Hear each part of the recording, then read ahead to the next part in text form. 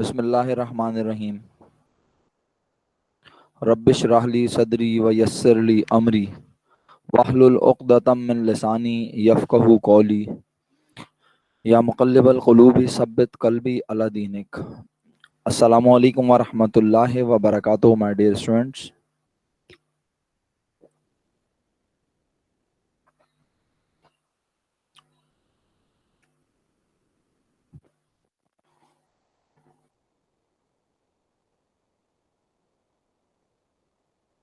उम्मीद करता हूँ आप तमाम लोग खैर व आफियत से होंगे, खुश होंगे। अल्लाह ताला आपको दीन और दुनिया की तमाम नेमतें, भलाइयाँ, आफियतें अता फरमाएँ।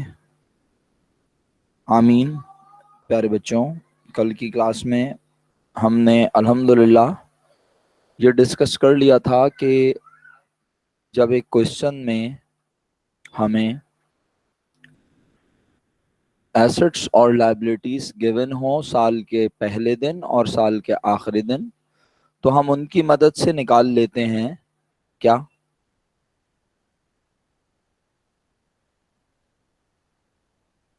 पूरा लिखिए, पूरा लिखिए, सिर्फ कैपिटल नहीं, पूरा लिखिए।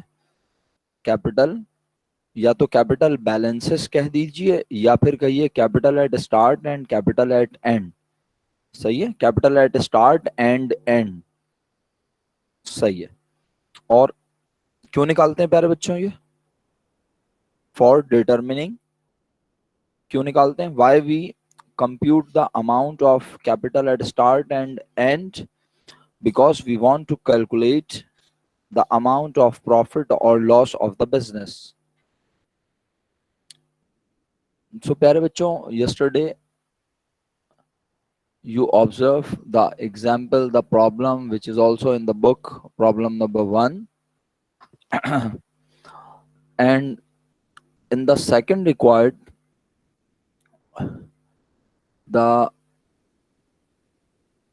calculation of profit and prepare the balance sheet.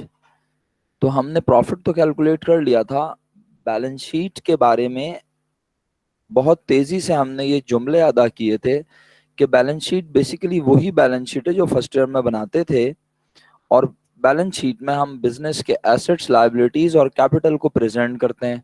तो हमने एसेट्स, लायबिलिटीज और कैपिटल को प्रेजेंट किया था, लेकिन कैपिटल को प्रेजेंट करने का अंदाज क्या था? The amount of capital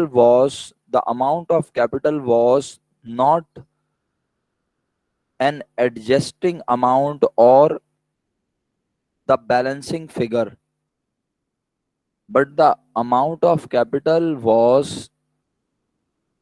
determining, और हम इसको इस अंदाज से कंप्यूट कर रहे थे कि बाकायदा कैपिटल एट स्टार्ट से कैपिटल एट एंड तक का सफर नजर आ रहा था। तो हमने इस बुनियाद पर इसे बैलेंस शीट कहा। यही बैलेंस शीट का नाम स्टेटमेंट ऑफ अफेयर रख देते हैं जब हम इसमें एसेट्स में से लायबिलिटी माइनस करके कैपिटल एट एंड को डिटरमिन करते हैं। ठीक है। अच्छा, आज की क्लास बड़ी इंपॉर्टेंट है और क्लास में मेरे साथ 23 स्टूडेंट मौजूद हैं। इसका मतलब है सबके सब अपनी वो मार्कशीट लेने गए जिसमें वो बहुत अच्छे नंबरों से कामयाब हुए हैं। ऐसा ही है ना? तो आप लोग क्यों नहीं गए मार्कशीट लेने? या आप कॉलेज में ही हैं और क्लास लेने ऑनलाइन मोबाइल पर? अच्छा, रिजा कहती हैं लेके आ गए।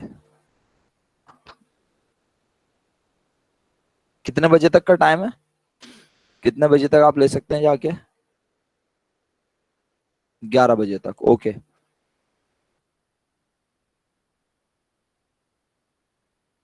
सही है। ठीक है बच्चों, तो फिर तो अगर आ गए सब तो फिर तो सब, अगर आ गए हैं तो फिर सबको क्लास में होना चाहिए, लेकिन बहरहाल 23 लोग मौजूद हैं। ठीक है मेरा बेटा, मैंने पढ़ लिया आप सबके मैसेजेस। चलें, बात यह है कि अगर आपको ये समझ में आ गया तो अब हम नई एग्जाम्पल प्रॉब्लम की तरफ चलते हैं।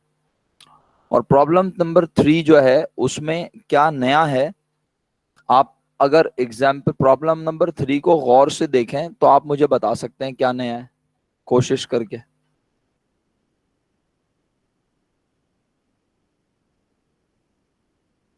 रिक्वायर्ड तो देख ही लिया होगा ना आप लोगों ने, बस रिक्वायर्ड तो वन लाइन रिक्वायर्ड है, राइट।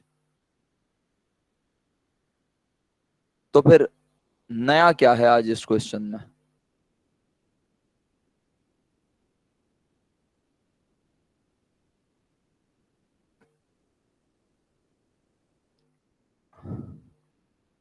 ओके जी, सबसे पहले मशहूद साहब ने रिप्लाई किया, फिर तारिक आजम ने किया। तो तारिक आजम साहब, एडिशनल इन्वेस्टमेंट एक नई बात होती है? यानी एडिशनल इन्वेस्टमेंट मैंने आपसे अभी तक डिस्कस ही नहीं की है, तो ये नई बात है ना आपके मुताबिक? आप अपने असाइनमेंट्स को सबमिट करवा चुके हैं, और अगर आप कहें कि इस क्वेश्चन में एडिशनल इन्वेस्टमेंट नई बात है, तो फिर ये नई बात नहीं है मेरे भाई। आपकी बात नई बात है, लेकिन एडिशनल इन्वेस्टमेंट तो नई बात नहीं है।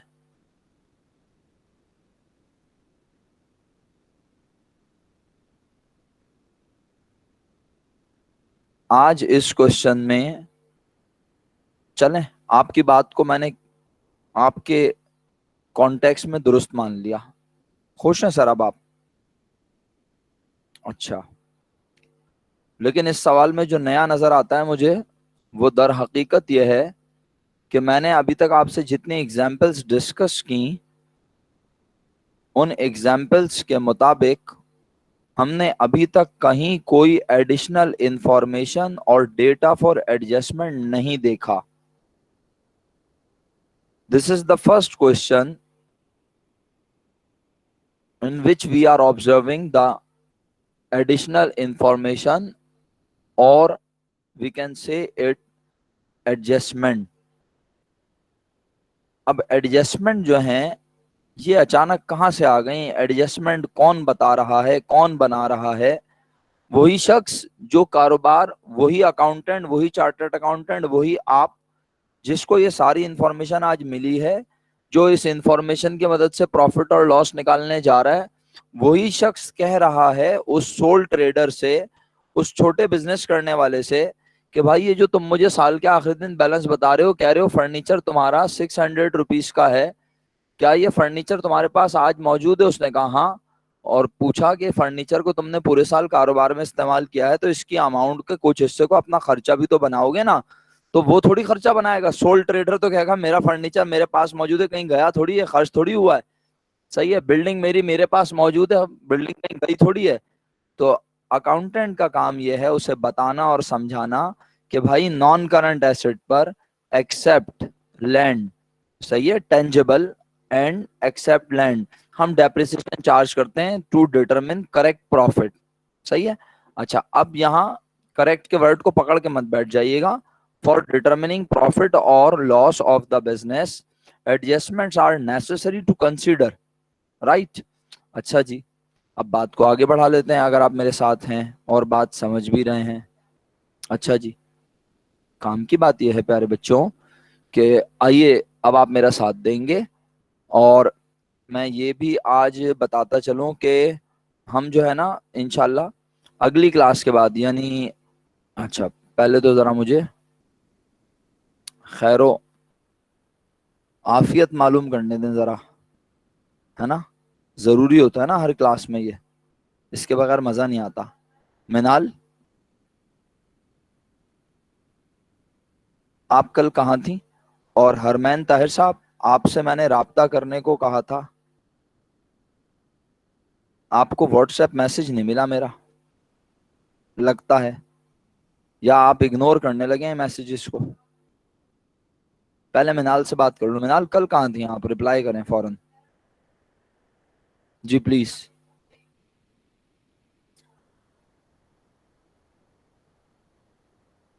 मिनाल, कैन यू हेयर मी?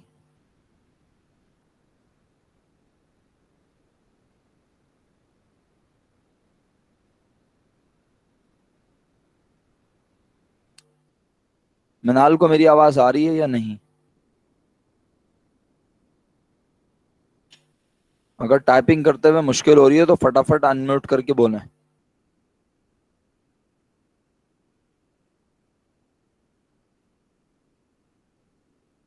अच्छा जी,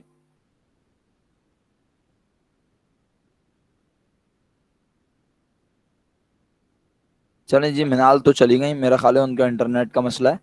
हरमैन आप बताइए भाई, आपने मेरे मैसेजेस नहीं देखे व्हाट्सएप पे?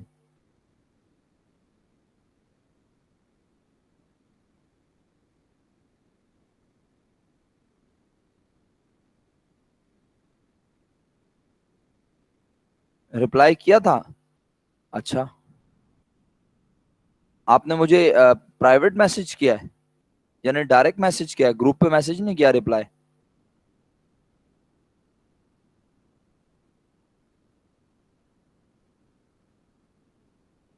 ओके, ठीक है। अच्छा, बहरहाल काम की बात यह है कि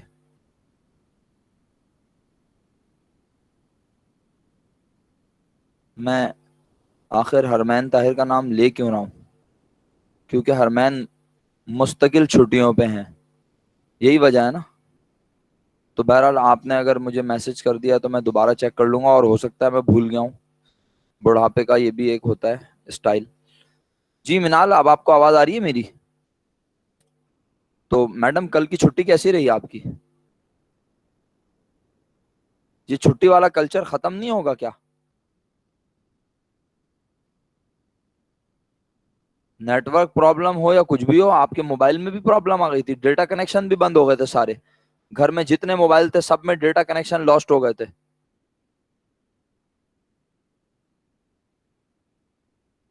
बेटा एक बात समझ लें कि हर बार बच्चों के पीछे पड़ के नहीं उन्हें पढ़ाया जाता।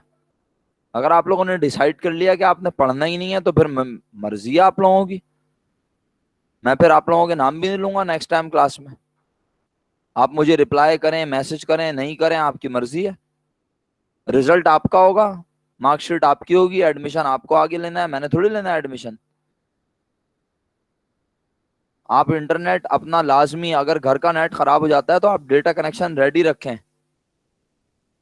आपके पास data connection any time available होना चाहिए कि खुदा ना खास्ता किसी भी वक्त इंटरनेट बंद होता है घर का तो आप फौरन डेटा कनेक्शन के जरिए क्लास ले सकें।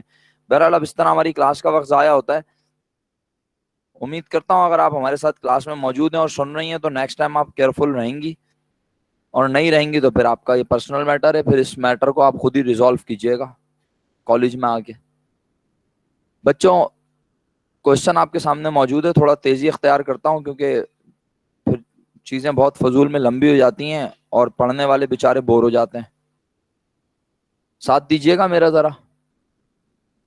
आदिल मेंटेन करता है सिंगल एंट्री सिस्टम के तहत बुक्स को, और उसकी इंफॉर्मेशन दी गई है कुछ इस तरह से कि 1 जनवरी 2015 एंड 31 दिसंबर 2015 को ये बैलेंसेस आपको लिखे नजर आ रहे हैं। हमें क्या करना है, हमें just first time in accounts के नाम पढ़कर एक बार अपने दिमाग में इन अकाउंट्स की जगह सेट कर लेनी है कि which account belongs to which head of accounts, right? So the first one is अवर,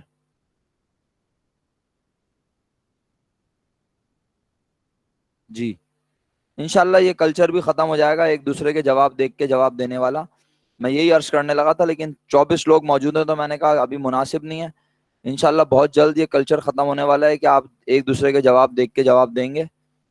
बिल्कुल सही जवाब, cash in hand, cash at bank, furniture, stock. Stock तक तमाम चीजें हमारा एसेट है, बहुत शुक्रिया। इसके बाद आउटस्टैंडिंग वेजेस के बारे में क्या ख्याल है आपका?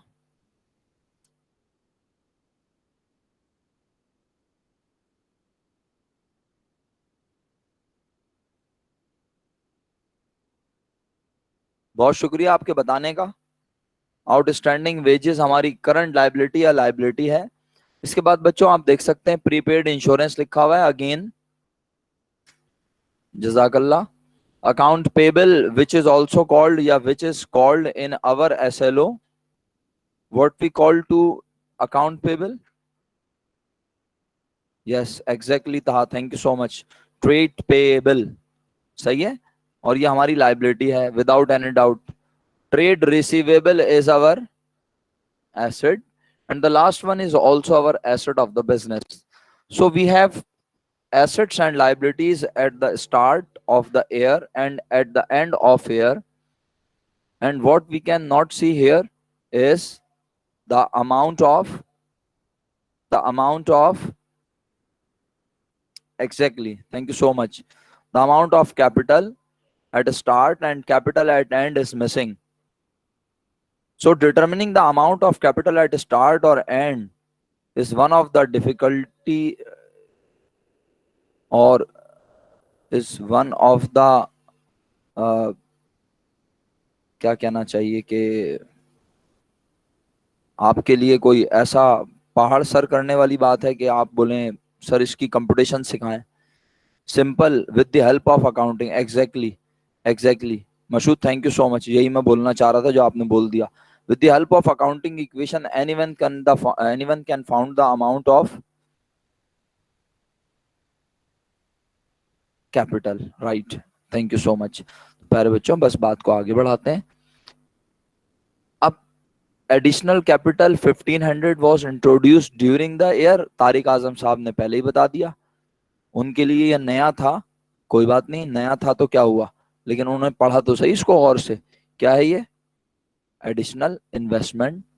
क्योंकि जो आप एडिशनल कैपिटल इंट्रोड्यूस करवाते हैं ड्यूरिंग द ईयर, वो एडिशनल इन्वेस्टमेंट कहलाता है. And 2000 were withdrawn. This is, जी प्यारे बच्चों, दिस इज पार्टिसिपेशन वाजिब है बेटा आप पे. आपके नाम से 3 मैसेज मेरे पास नहीं हुए ना, तो आप जिम्मेदार हैं. बाकी क्लासेस में आपकी अटेंडेंस कैसे हो रही है नहीं हो रही, मुझे इससे गर्ज नहीं है. मैं अपनी क्लास में आपको एक्टिव देखना चाहता हूं, बस मुझे ये पता है. सही है, बहुत शुक्रिया, बहुत शुक्रिया. तो ये ड्राइंग का अकाउंट नजर आ गया. इसके बाद हमने कहा ओके, ये आज नए 2 पॉइंट है हमारे सामने. एक है depreciate furniture bye 10% on the closing balance and building bye 5%. Furniture को डेप्रिशिएट करो 10% से और बिल्डिंग को 5% से. और कौन से बैलेंस पर? अंडरस्टूड. डेप्रिसिएशन कब निकालते हैं प्यारे बच्चों? when we compute the amount of depreciation. Exactly, जजाकल्लाह, बहुत शुक्रिया. आसान आसान सी बातें हैं ना, यानी फर्स्ट ईयर जिन्होंने पढ़ी हुई है उनके लिए ऐसा लगता है कि सर ये तो कुछ नया पूछ ही नहीं रहे आप, ये तो सब पुरानी बातें हैं. ईयर एंड पर मालूम करते हैं, तो ईयर एंड पर मालूम करते हैं तो इसका मतलब है जिस चीज पर डेप्रिसिएशन निकाल रहे हैं वो भी ईयर एंड पर उसका बैलेंस भी पता होना चाहिए. तो अगर ईयर एंड पर हम निकाल रहे हैं डेप्रिसिएशन फर्नीचर का, तो फर्नीचर का ईयर एंड बैलेंस, बिल्डिंग का ईयर एंड बैलेंस, और उसके ऊपर हम ये रेट अप्लाई करके डेप्रिसिएशन की अमाउंट मालूम कर लेंगे. Right. And the next one is create a reserve for doubtful debt at 5% of trade receivable, which is also called account receivable. मैं कादिल, शुक्रिया, आपने अमाउंट लिखकर भेजी. अभी हम अमाउंट की तरफ भी जाएंगे इंशाल्लाह. फिलहाल मैं एडजस्टमेंट की लाइन पढ़ के कंफर्म कर लूं कि किसी को एडजस्टमेंट पर कोई एतराज नहीं है. सो दिस एडजस्टमेंट इज, हमने what was the sequence of this adjustment? Anyone remember? When I I think first we learn. Yes, exactly. Fatima ने जवाब दिया, मशहूद ने जवाब दिया, बहुत शुक्रिया. First we learn merchandise inventory adjustment. The second one was depreciation, and the third one was bad debt expense. Right? याद आ गया? आप अपने रजिस्टर में, आप अपनी नोटबुक में चेक करेंगे ना, आपकी याददाश्त वापस आ जाएगी. आप बोलेंगे यस सर, पहली एडजस्टमेंट मर्चेंडाइज की पढ़ाई थी, दूसरी डेप्रिसिएशन की पढ़ाई थी, तीसरी बैड डेट्स की. तो डाउटफुल डेट्स, अनकलेक्टेबल, ये तमाम चीजें, provision for doubtful debt, provision for bad debts, bad debt expense, all these are related to bad debt expense adjustment.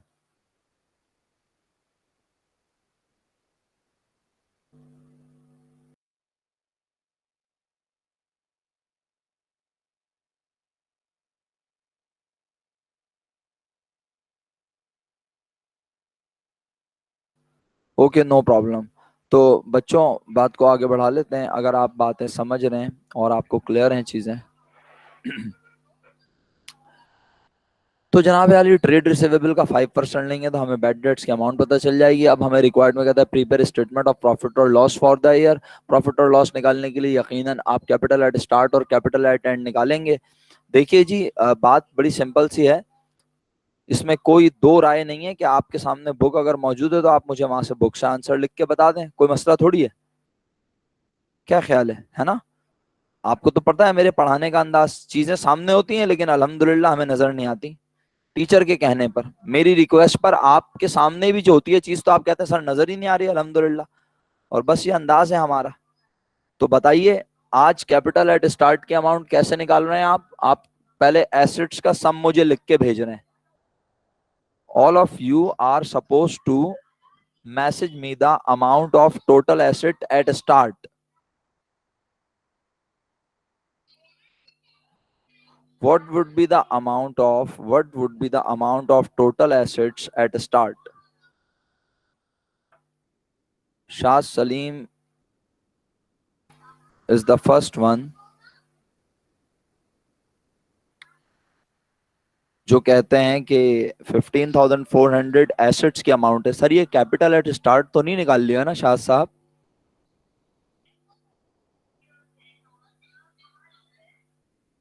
Okay, 15,400 और 54,400 दोनों में जमीन आसमान का फर्क है। शाह तुमने 1 लगा दिया गलती से। 15,400 मेरा ख्याल है तुमने बिल्डिंग और अकाउंट रिसीवेबल वगैरह को इग्नोर कर दिया शायद। ऐसा तो नहीं है प्यारे भाई?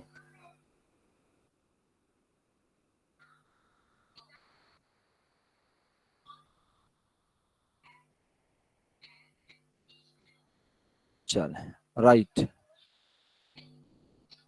सो my dear students, total asset 55,400 और टोटल लाइबिलिटीज बताएं प्यारे बच्चों।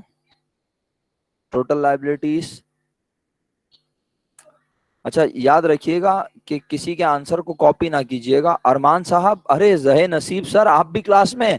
अरे सर, जब कोई नहीं आया उस दिन हरमैन साहब और आप तशरीफ ले आए। आप लोग तो मेरी नजरों से रह ही गए। माजरत चाहता हूं मैं, आपकी शान में गुस्ताखी हुई, मैंने आप लोगों को नोटिस नहीं किया।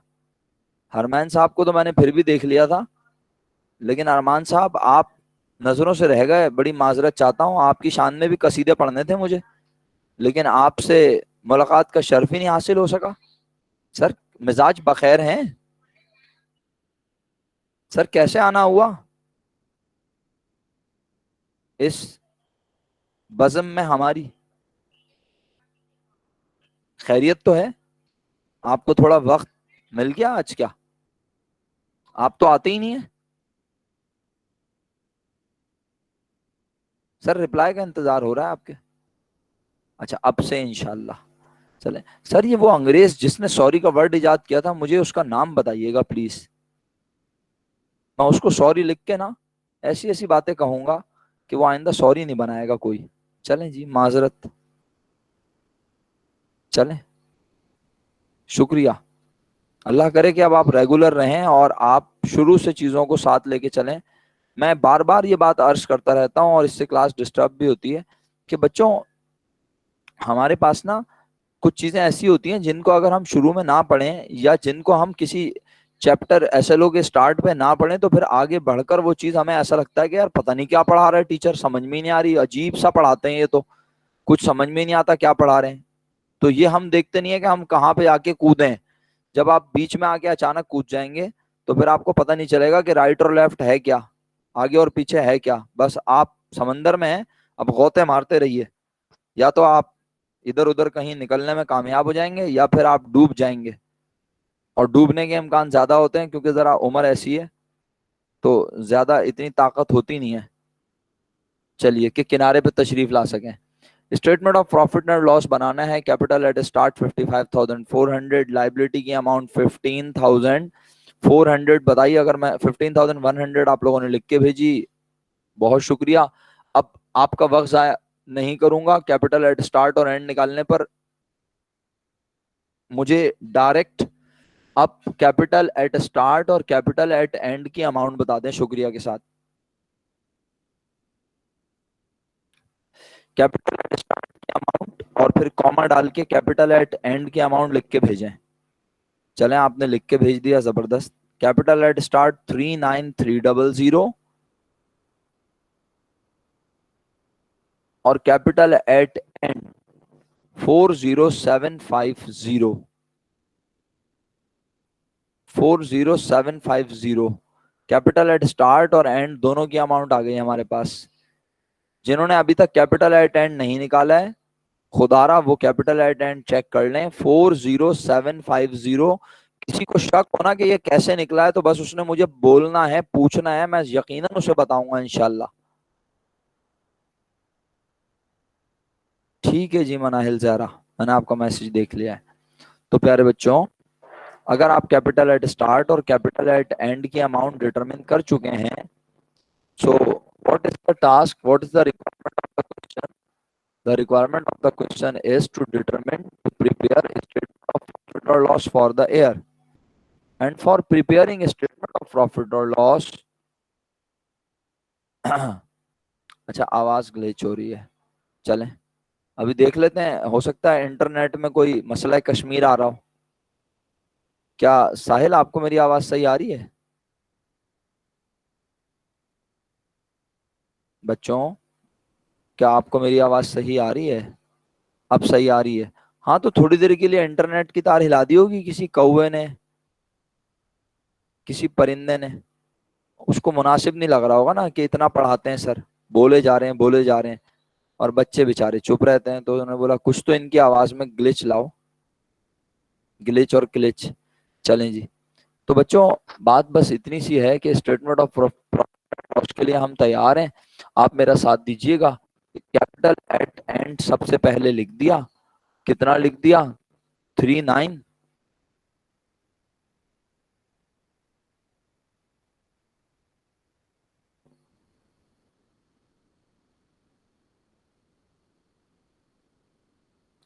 अच्छा अच्छा अच्छा, okay okay okay okay, don't worry.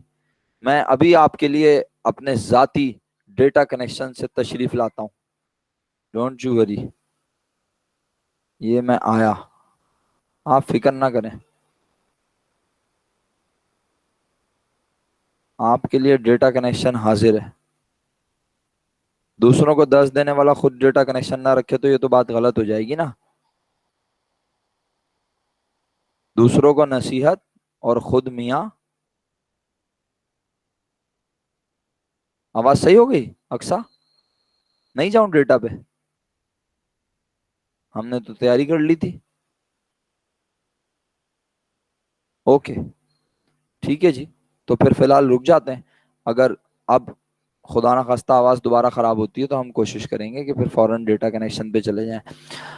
तो बस बात सिर्फ इतनी सी है कि आपने कैपिटल एट एंड लिखा, उसमें ड्राइंग एट की 2000 रुपीज और एडिशनल इन्वेस्टमेंट और कैपिटल स्टार्ट लिखकर जैसे ही आपने इसमें से माइनस किया तो आपके दिमाग में था कि क्या आ जाएगा?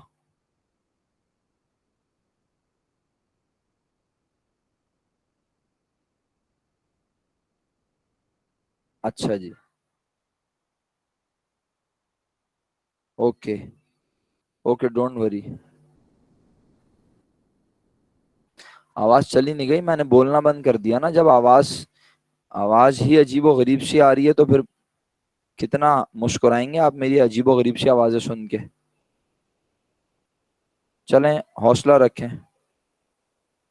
मैं जा रहा हूँ डेटा कनेक्शन पे।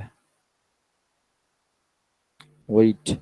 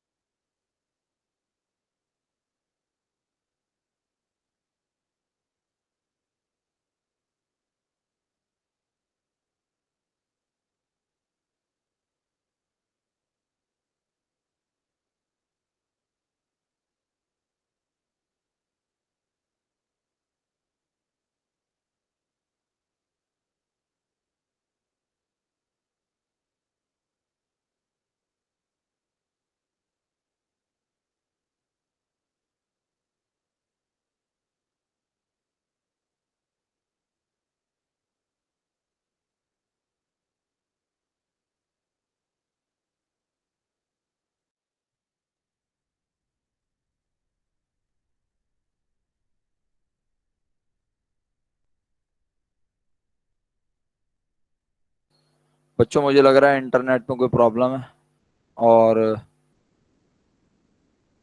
पता नहीं क्या प्रॉब्लम है। बहरहाल मैंने बड़ी कोशिश की, और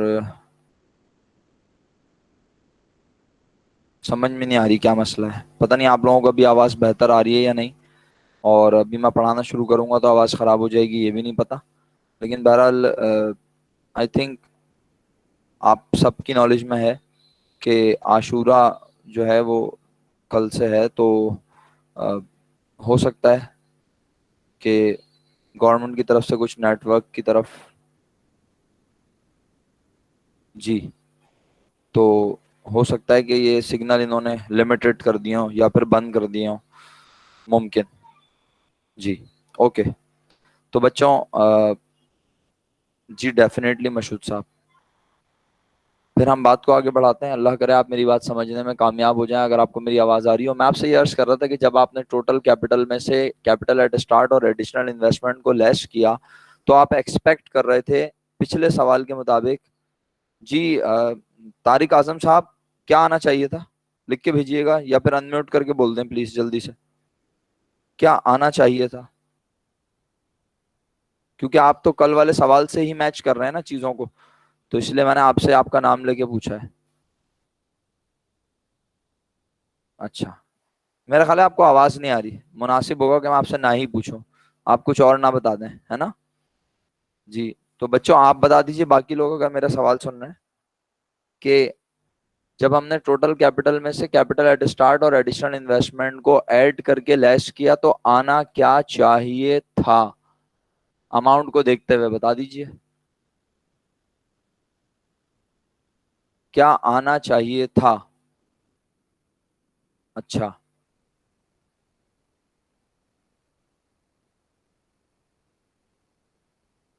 फातिमा, एक शख्स कारोबार शुरू करता है 39,000 से, बिजनेस में 1,500। अच्छा, अब सिर्फ फातिमा जवाब दे रही है, बाकी सब लोग खामोश हैं, उन्हें सवाल समझ में नहीं आ रहा ना, उनको आवाज नहीं आ रही होगी।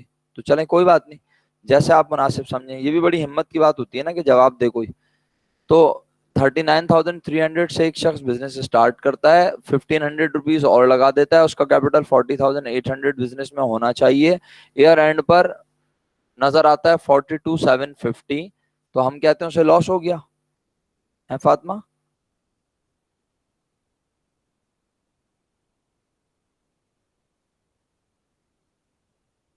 तो फिर क्या होना चाहिए? तो यहाँ पर क्या अंग्रेजी, क्या इस 1950 का क्या नाम होना चाहिए था? जी, इस 1950 का पूरा नाम लिख के भेजें, क्या होना चाहिए था?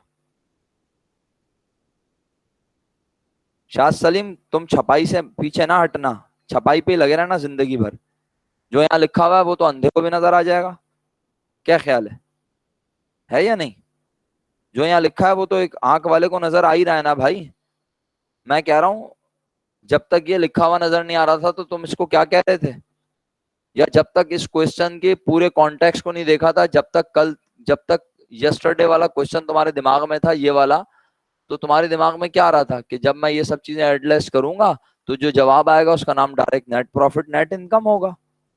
लेकिन आज आप देख रहे हैं कि आज आपके प्रॉफिट का नाम उसने क्या रख दिया है? Unadjusted profit. सही है। और अनएडजस्टेड प्रॉफिट इसलिए रखा है क्योंकि आज क्वेश्चन में आपको नजर आ रही हैं दो। जी, क्या दो? एडजस्टमेंट, शुक्रिया। तो बच्चों वो दो एडजस्टमेंट हमें कंसीडर करनी है। बड़े अदब के साथ, बड़े अदब के साथ आपके सामने मैं ये बात पेश करने लगा हूं, कहने लगा हूं, कहने की जरूरत करने लगा हूं कि जनाब अली, यहाँ ऑपरेटिंग एक्सपेंस की हेडिंग डालना बिल्कुल मुनासिब नहीं है। क्योंकि ऑपरेटिंग एक्सपेंस सिर्फ ये नहीं है जो मैं लिखने जा रहा हूँ, ऑपरेटिंग एक्सपेंस तो ड्यूरिंग द ईयर काफी हो चुके होंगे और हमें वो पता भी नहीं है।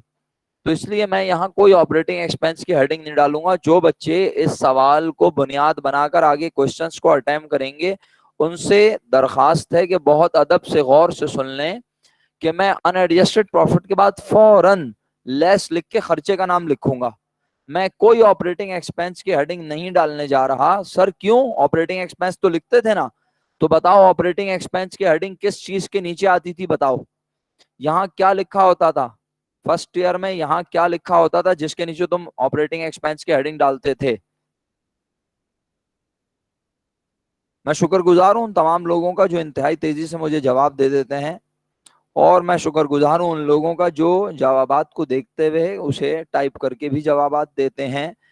चलें, बहुत अच्छी बात है, आप पार्टिसिपेट करते हैं किसी ना किसी अंदाज में, और इस तरह आपको याद भी रह जाती हैं चीजें। और जो बच्चा कहता है नहीं सर मैंने जवाब देख के नहीं दिया, मैं उसका शुक्रगुजार हूँ, यकीनन वो सच कह रहा है, मुझे उसके सच पे कोई शक नहीं है। और जो लोग अपनी नन्ही नन्ही उंगलियों को जुम्बिश नहीं दे पा रहे, हिला नहीं पा रहे, कोशिश करें, तो इससे बहुत कुछ कर सकते हैं आप। सही है, बहुत शुक्रिया। बात को आगे बढ़ाते हैं। आयान साहब, आप क्लास में ही है ना, या सिर्फ लॉग इन करके बस क्लास में आए हुए हैं? अब ये मत बोल दिएगा सर मैंने बहुत सारे मैसेज किए हैं। मैं तो अभी जो सवाल किया उसके कॉन्टेक्स्ट में देख रहा हूँ, आपका कोई मैसेज नहीं है, है ना?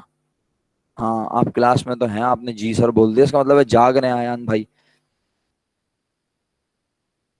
किए हैं, अच्छा चलो किए होंगे, लेकिन अभी वाले सवाल के कॉन्टेक्स्ट में नहीं किए, है ना? अभी जो मैंने सवाल किया था उसमें जवाब नहीं दिया आपने।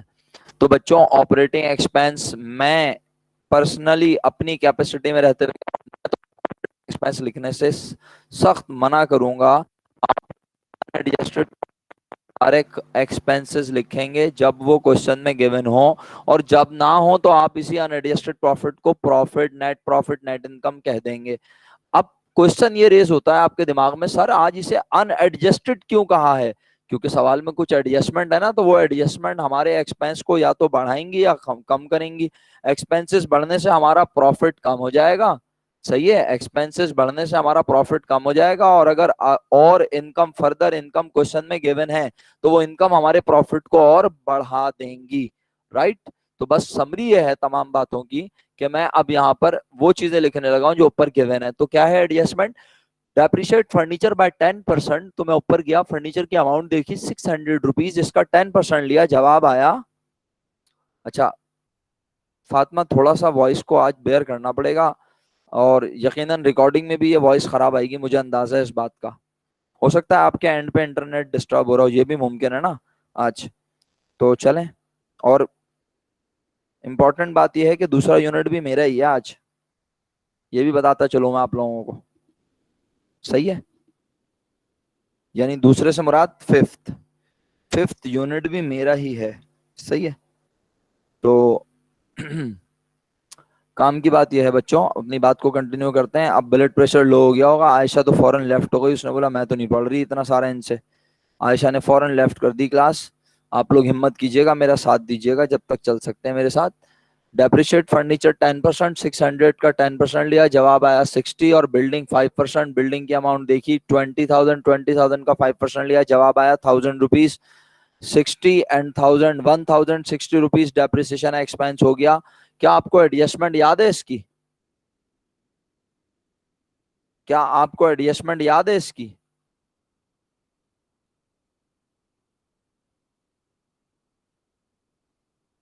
हरमैन, आप क्लास में हैं?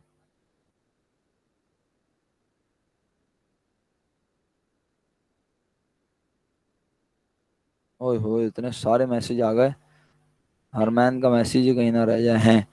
अच्छा, चलें, अब तो माशाल्लाह आपके दोस्तों ने एडजस्टमेंट ही लिख के भेज दिया, अब मैं क्या पूछूं, मैं चाह रहा था आपसे पूछ लूं, लेकिन बहरहाल चलें। आई होप आप भी पढ़ चुके होंगे। Depreciation expense debit, allowance for depreciation credit. बहुत बहुत शुक्रिया आप सबके एडजस्टमेंट लिख के भेजने के लिए। खुश रहिए, हंसते मुस्कुराते रहिए। तो बच्चों, डेप्रिसिएशन एक्सपेंस की नेचर क्या है?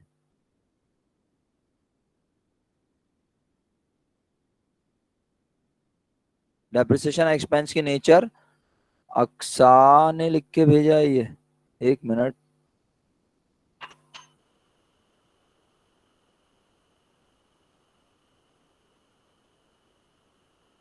अच्छा, रिजा ने लिख के भेजा था, अरमान ने भी लिख के भेजा है, मिनाल ने भी लिख के भेजा है, अमल ने लिख के भेजा था, हरमैन ने भी लिख के भेजा। मैंने पूछा क्या है बच्चों, मेरा सवाल क्या है? अक्सा ने भी लिख के भेजा है। हाँ देखा, जब भी तो मैं बोल रहा हूँ, ये भेजा क्या है लोगों ने मुझे। भाई मैंने सवाल क्या किया? मशहूद शुक्रिया। मशहूद जरा सवाल रिपीट कर दो, अनम्यूट करके सवाल रिपीट, क्या पूछा है? अस्सलाम वालेकुम सर। वालेकुम अस्सलाम, जीते रहिए। कैसे हैं आप मशहूद साहब, खैरियत से हैं? बिल्कुल सही, बिल्कुल सही सर। सवाल रिपीट कीजिएगा मेरा। सर आपने पूछा था डेप्रिसिएशन एक्सपेंस की क्या नेचर है। जजाकल्ला, खुश रहिए खुश रहिए। लेकिन हमारे कुछ बच्चों ने जो है जवाब दे दिया कॉन्ट्रा एसेट। उम्मीद करता हूँ अब याददाश्त वापस आ गई होगी। डेप्रिसिएशन एक्सपेंस हमारा एक्सपेंस है और अलाउंस फॉर डेप्रिसिएशन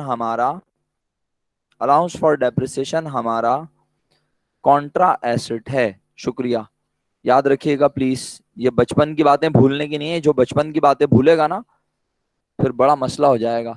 तो बेटा, आप स्टेटमेंट ऑफ प्रॉफिट और लॉस बना रहे हैं, उसमें कौन सी चीज जाएगी बोलें? डेप्रिसिएशन एक्सपेंस जाएगा ना डेफिनेटली। तो आप देखें डेप्रिसिएशन एक्सपेंस यहाँ लिखा हुआ है। फर्नीचर का 60, बिल्डिंग का 1000। यहाँ तक कोई एतराज नहीं है। ऊपर आए जल्दी से, पढ़े आगे क्या लिखा है। Create a reserve for doubtful debt at 5% of account receivable. अब कहता है हमने डाउटफुल डेट पर 5% अमाउंट सोची कि हमें नहीं मिलेगी। एडजस्टमेंट आपको याद है? एडजस्टमेंट आपको याद है?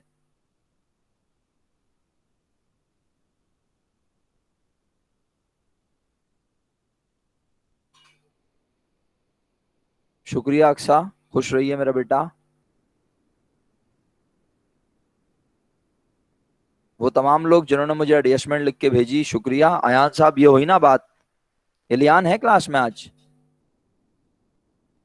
इलियान है क्लास में? नहीं है ना? फिर मुझे मैसेज आता है कि नहीं है। मैं हूं, हाँ मैं हूं ना। फिर मैं कहता हूँ कहाँ हो, मतलब मैं हूं ना। चले, काम की बात ये प्यारे बच्चों कि bad debt expense debit, allowance for bad dates credit. इस एडजस्टमेंट में भी बैड डेट एक्सपेंस इन्वॉल्व हुआ। बैड डेट एक्सपेंस की अमाउंट कैसे निकाली आप सबने? आप ऊपर गए, अकाउंट रिसीवेबल की अमाउंट 21,000।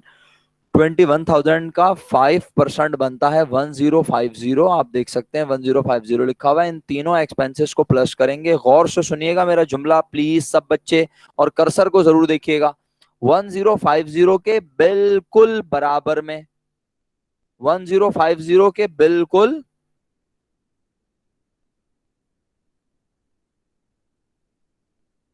एक्सीलेंट रेजा, बहुत बहुत शुक्रिया, आपने लिख के भेजा।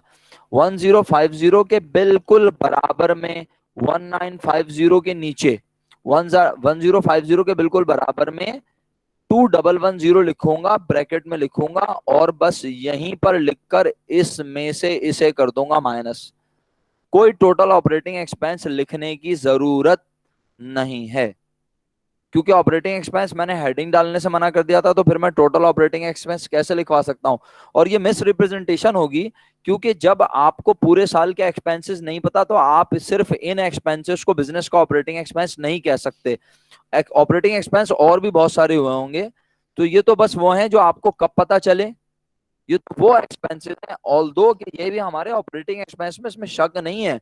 मैं चैलेंज नहीं कर रहा कि किताब वाले ने गलत लिखा है। मैं तो अपनी थॉट आपसे शेयर कर रहा हूं कि इनको सिर्फ ऑपरेटिंग एक्सपेंस कहना मुनासिब नहीं है। ऑपरेटिंग एक्सपेंस डेफिनेटली और भी होंगे।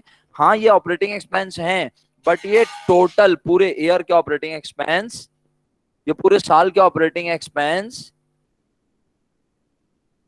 नहीं है। बहुत शुक्रिया। ऑल्दो ये दोनों ऑपरेटिंग एक्सपेंस हैं, बट ये पूरे साल के ऑपरेटिंग एक्सपेंस नहीं है, इसलिए मैं ऑपरेटिंग एक्सपेंस लिखवाने के खिलाफ हूं।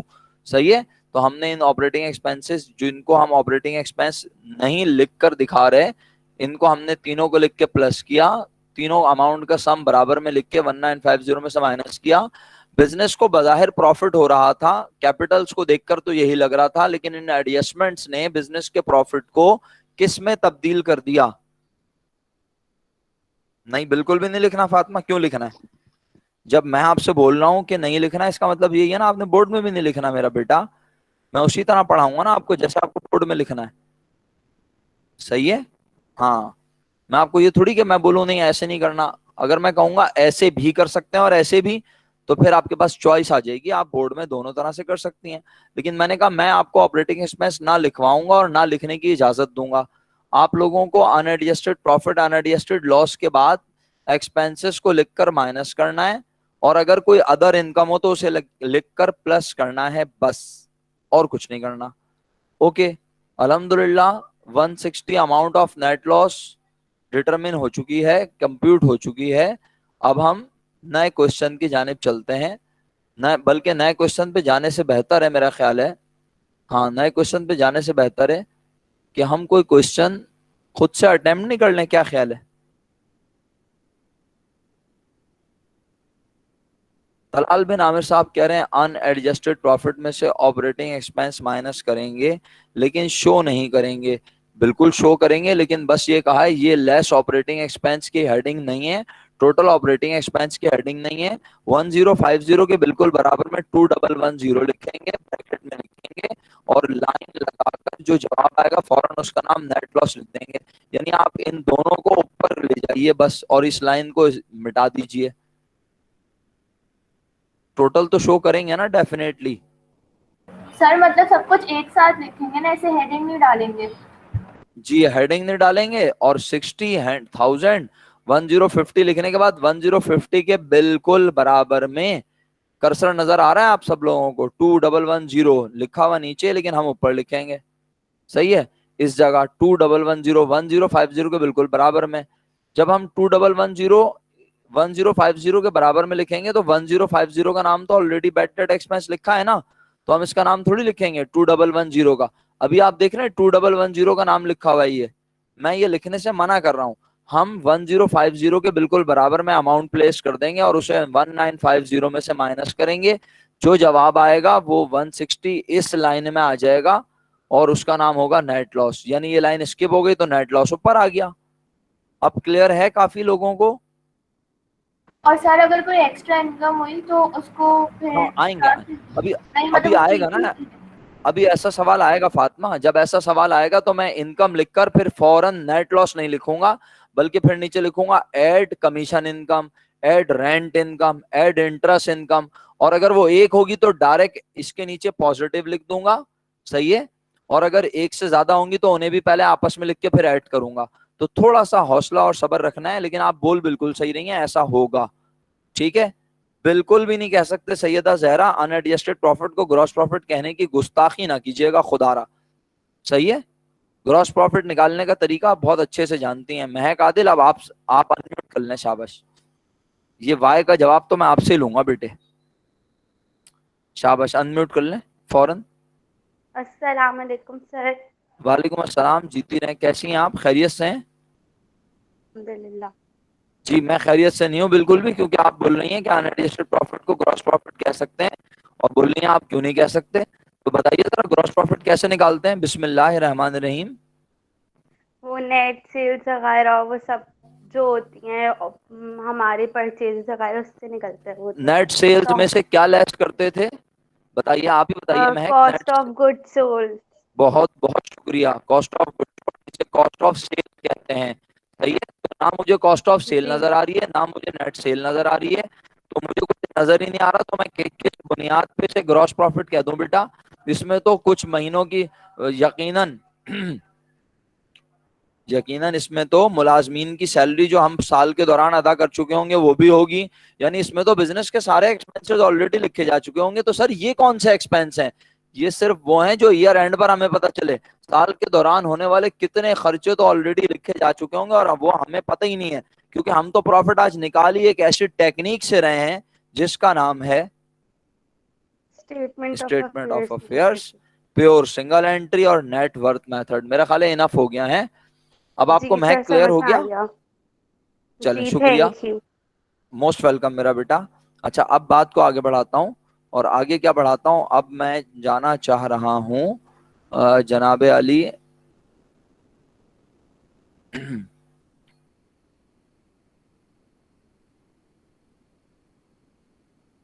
एक मिनट मुझे जरा दीजिए, तो मैं आप लोगों के लिए एक क्वेश्चन निकाल लूँ जरा अच्छा से जापानी।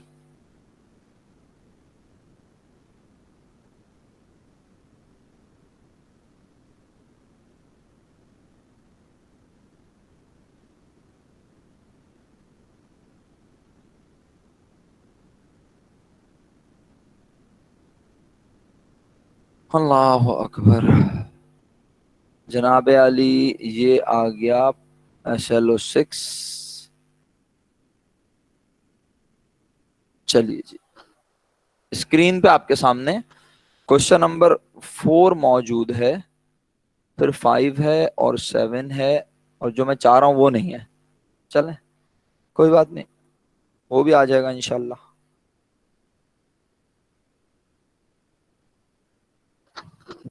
ये क्वेश्चन एंड आंसर सेशन चल रहा है, ये एग्जाम्पल्स हैं सॉल्व, और ये आ गया प्रैक्टिस क्वेश्चन। लेकिन प्रैक्टिस क्वेश्चन को सॉल्व करने से पहले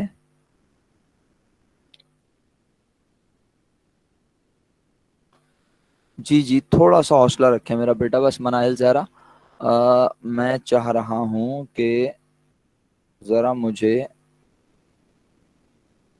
तसल्ली हो जाए कि आप लोग,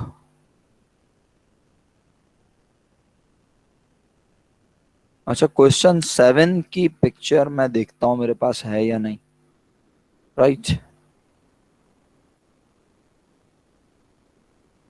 हाँ,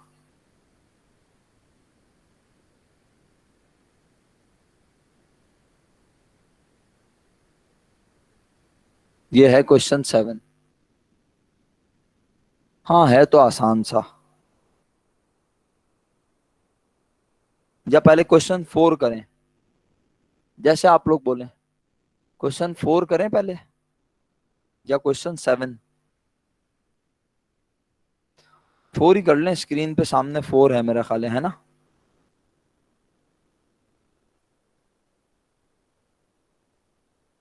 मेरा ख्याल है दिल आपका कह रहा है सर कुछ भी ना करें। अगर ऐसे कह रहा है तो बहुत बुरी बात है।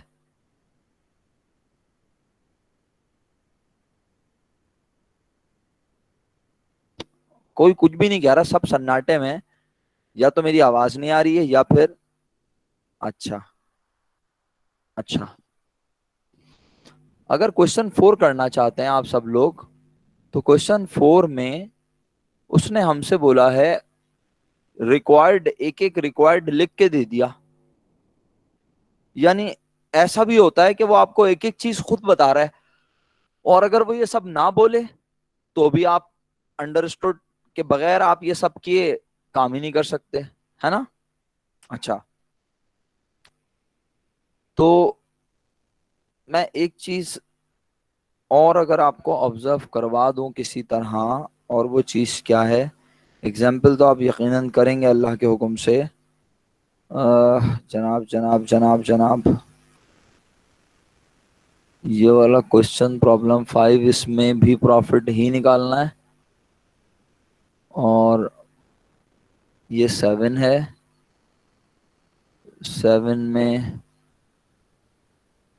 300, ये वाला तो नहीं किया हुआ मैंने स्क्रीन पर?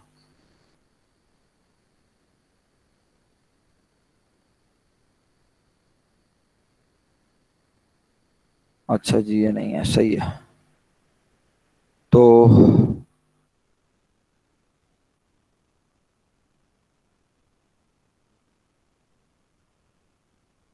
हाँ, वो चीज सामने आ गई जो मैं चाहता था।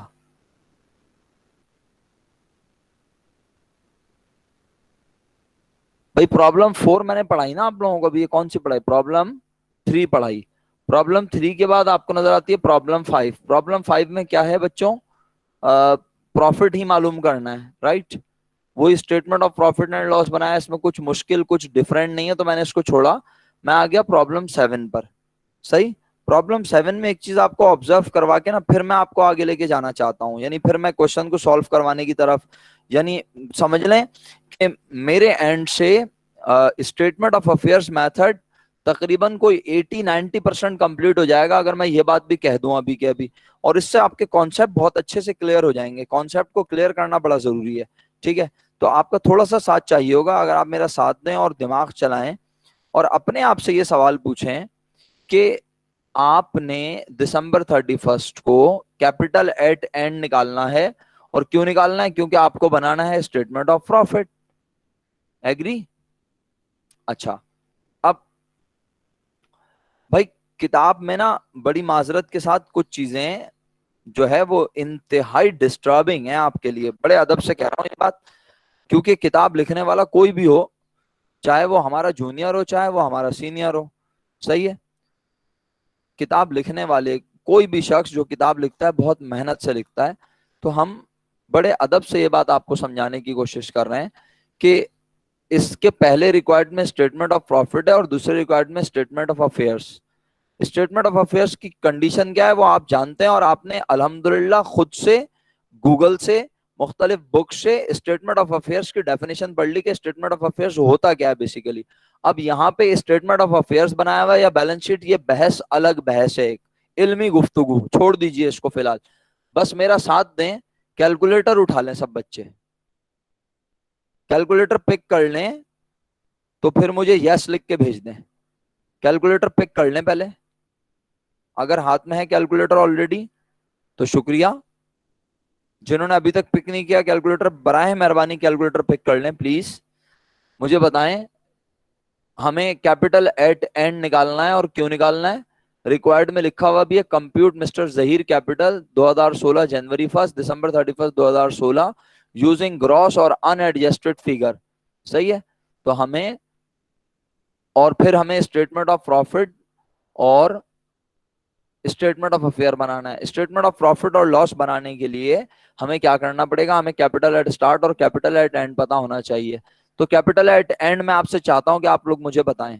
कैपिटल एट एंड बताने के लिए आप सबसे पहले कैश इन हैंड को कैलकुलेटर में लिख चुके हैं, फिर आपने कैश एट बैंक को भी कैलकुलेटर में लिख लिया, फिर आपने अकाउंट रिसीवेबल को भी लिख लिया, फिर मर्चेंडाइज इन्वेंट्री को भी लिख लिया, सप्लाईज को भी लिख लिया। क्या आप टोटल एसेट की अमाउंट शेयर करेंगे मेरे साथ? What is the amount of total asset बच्चों? What is the amount of total asset? 28625. 28625 is the amount of total capital. सही है। अच्छा, अब इसमें से 4125 सबने लेस कर दिया, 4125 सबने लेस कर दिया, तो आपके पास 24500 आ गया। ऐसा ही है, 24500। इसका नाम बताएं क्या है, इसका नाम बताएं क्या है 24500। खुदारा हर बच्चा जरूर रिप्लाई करे ताकि वो हमारे साथ रहे, उसको ये एहसास हो कि हम उसके मैसेजेस पढ़ रहे हैं, उसके जवाब को देख रहे हैं, अहमियत दे रहे हैं उसकी बात को। ये कैपिटल एट एंड है ना आपके मुताबिक? अब गौर से देखिएगा खुदारा, 24500 कैपिटल एट एंड कहा आपने, यही लिखा हुआ है। खुशी सी हो रही है कि हाँ सही निकाला है, सही है, कोई मुश्किल नहीं।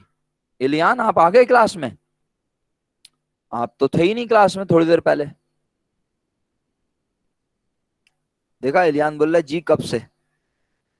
कितने बजे तशरीफ आवरी हुई है सर आपकी? आपका पहला मैसेज कितने बजे आया है? तो आपने मुझे बताया कि मैं 11:38 पे आए आप। सही है, तो बताना तो चाहिए था ना कि मैं आ गया हूँ क्लास में, लेकिन 11:38 के बाद मैंने पूछा है आपका, अगर मैं गलत ना हूं। चलें बहरहाल, जब भी पूछा अब आप आ गए तो खैर क्लास लीजिए। अच्छे बच्चे हैं आप, तो ज़रा प्लीज़ ख्याल रखा करें बातों का, बताना चाहिए अगर आपने क्लास को ज्वाइन किया है तो। बच्चों अब बात ये 24,500 कैपिटल एट एंड आपने निकाला।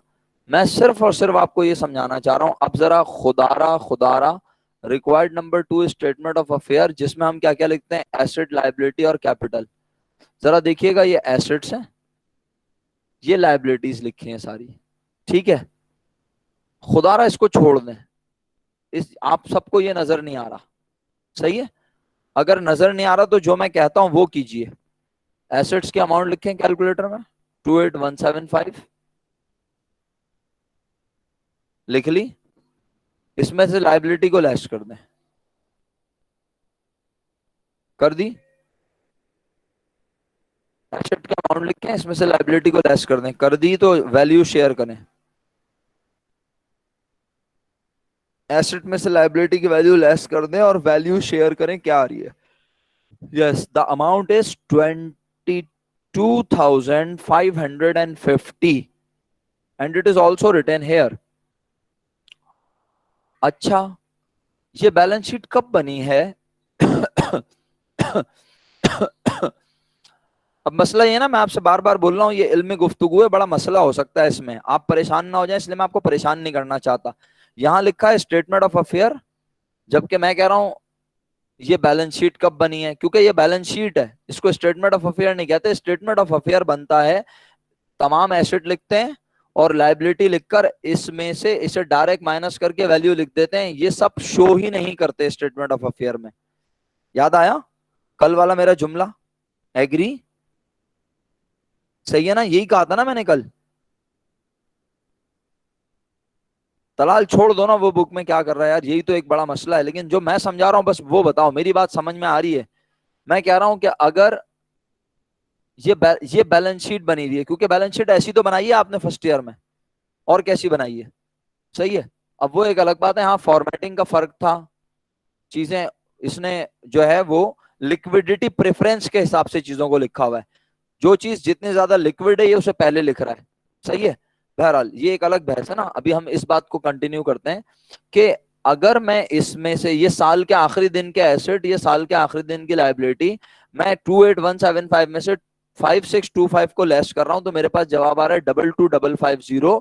ये मेरी कैपिटल एट एंड निकला, तो मेरा कैपिटल एट एंड तो 24500 था, और अब निकल रहा है कितना? 22550। क्या मसला है? मशहूद मैं फॉर्म्स भी डिस्कस नहीं कर रहा बेटा, ये क्लासिफाइड फॉर्म ही है। सही है, लेकिन मैं अभी फॉर्म भी डिस्कस नहीं कर रहा। शाह साहब क्या रिपीट कर दूं एक बार, ये बता दीजिए प्लीज।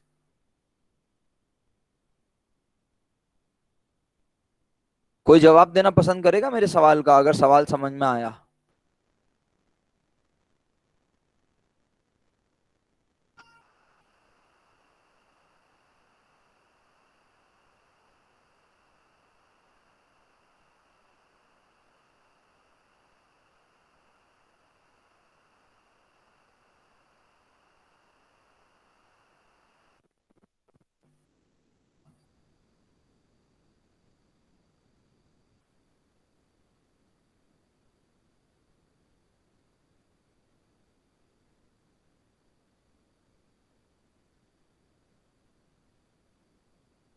तीन लोगों ने जवाब दिया मुझे, एक आयशा ने, एक वजीहा ने, और एक तलाल ने। बस।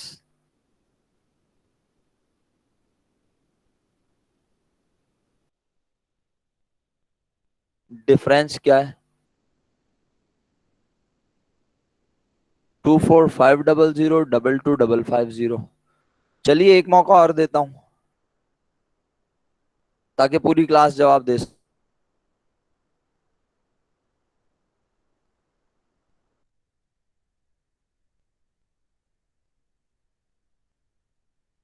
बैंक 6000, यहाँ पर ट्रेड रिसीवेबल 8625, यहाँ पे ट्रेड 950। पहला डिफरेंस नजर आया आपको?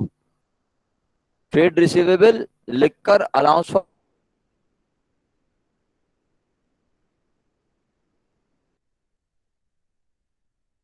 करें, नजर आ रही है सब लोगों को? क्या आप 675 देख सकते हैं?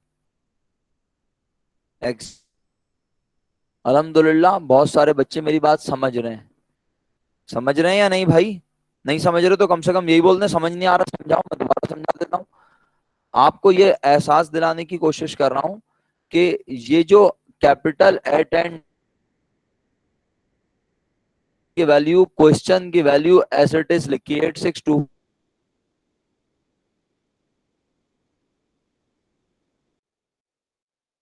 जब हम बनाने गए साल के आखिरी दिन स्टेटमेंट ऑफ अफेयर या बैलेंस शीट, तो वहां पर हमने 8625 तो लिखा, लेकिन फिर हमने कहा क्वेश्चन में एक एडिशनल इंफॉर्मेशन थी जिसमें वो कह रहा था कि बैड डेट एक्सपेंस अंदाजा लगाया गया है। जी महक आवाज आ रही है? वो 675 रुपीज बेसिकली हमारे ट्रेड रिसीवेबल को करेंगे कम।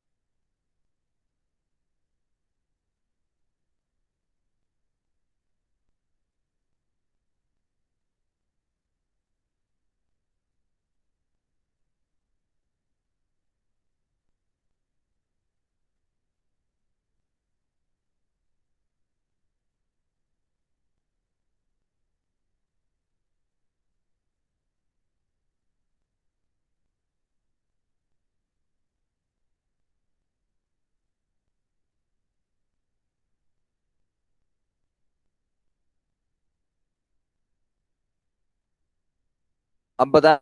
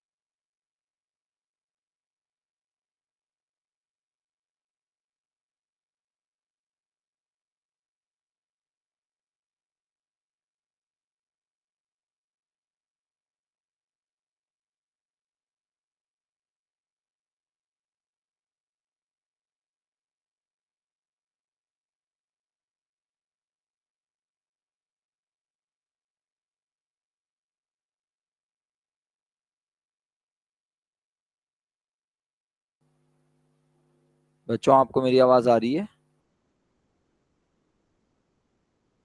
शुक्रिया आपके बताने का। डेटा कनेक्शन, इंटरनेट, आज ये सब थोड़ा सा डिस्टर्ब है। और क्यों है आप जानते हैं बखूबी। तो बहरहाल, बस हमारे पास थोड़ा सा वक्त रह गया, 15 मिनट्स हैं, 13 to 15 मिनट्स। अगर आप थोड़ा सा साथ दें मेरा, तो मैं जल्दी जल्दी अपनी बात मुकम्मल कर लूं। अल्हम्दुलिल्लाह। देखें, सबसे पहला जवाब अगर मैं कहूं तो आयशा की मैं तारीफ करूंगा। आयशा ने सबसे पहले मुझे लिख के भेजा था आंसर। मैंने आयशा को एक्नॉलेज नहीं किया था, अब एक्नॉलेज कर रहा हूँ। आयशा ने मुझे सबसे पहले लिख कर भेजा था आप लोगों में कि आयशा है क्लास में। जी हाँ, अल्हम्दुलिल्लाह है। आयशा ने लिख के भेजा था, सर एडजस्टमेंट्स की वजह से बुनियादी तौर पे ये डिफरेंस है। तो हकीकतन ये 675 एडजस्टमेंट ही तो है बेड डेट्स की। और बेड डेट्स की एडजस्टमेंट हम जब यहाँ कैपिटल ए 10 निकाल रहे होते हैं, तो हम उस वक्त कैपिटल ए 10 निकालते हुए उस बेड डेट्स को कंसीडर नहीं करते। लेकिन जब हम स्टेटमेंट ऑफ अफेयर्स बनाते हैं फाइनली, तो हम ये बनाते हुए एडजस्टमेंट को भी कंसीडर करते हैं। तो इस वजह से हमारे ट्रेड रिसीवेबल की वैल्यू पे फर्क आ गया। अच्छा सर, बस सिर्फ ट्रेड रिसीवेबल पे फर्क आया? नहीं मेरा बेटा, और भी देख लो। Inventory 7500, supply 750। आप देखो इन्वेंट्री, इन्वेंट्री तो आपकी वही आ गई। जनाबे अली, कितनी इन्वेंट्री आई आपकी? 75 नहीं सॉरी, 12,250, और supplies 500। 12,000।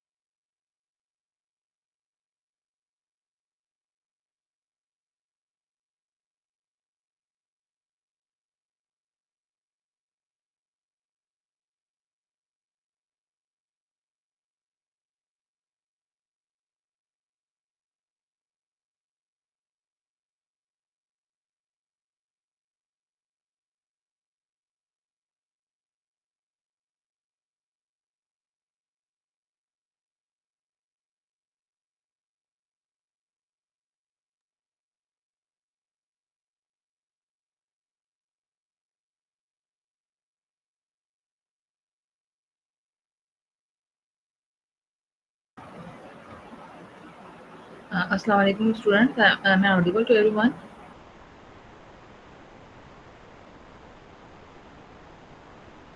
Okay, I'm ending this call and I will again rejoin the link. So you people are supposed to rejoin the link. Uh, okay, that's actually recording is there. So I wanted to stop it.